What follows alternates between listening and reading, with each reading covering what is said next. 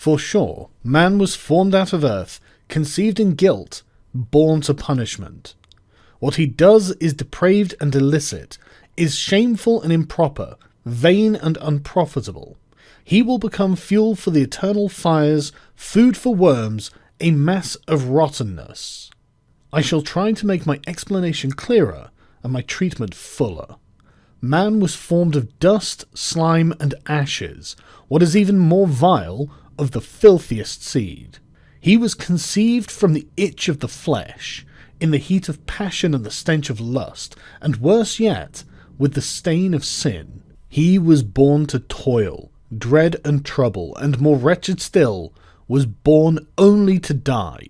He commits depraved acts by which he offends God, his neighbour, and himself, shameful acts by which he defiles his name, his person, and his conscience, and vain acts by which he ignores all things important, useful, and necessary. He will become fuel for those fires which are forever hot and burn forever bright, food for the worm which forever nibbles and digests, a mass of rottenness which will forever stink and reek.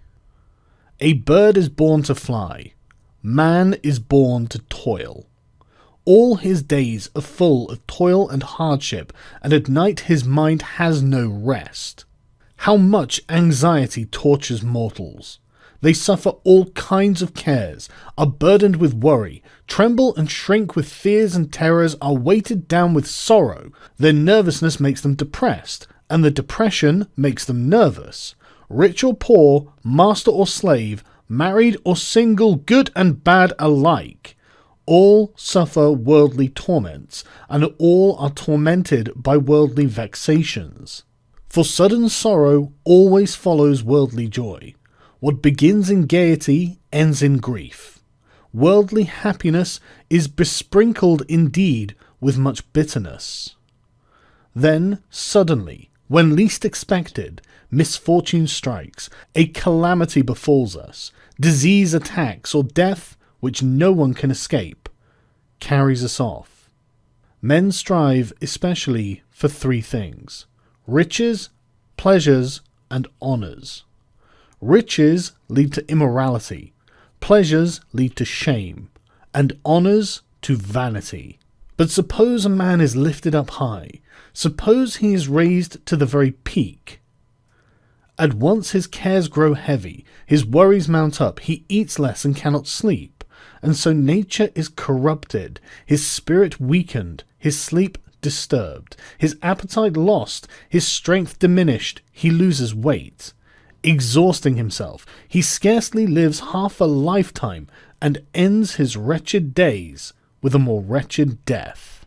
Almost the whole life of mortals is full of mortal sin, so that one can scarcely find anyone who does not go astray, does not return to his own vomit, and rot in his own dung.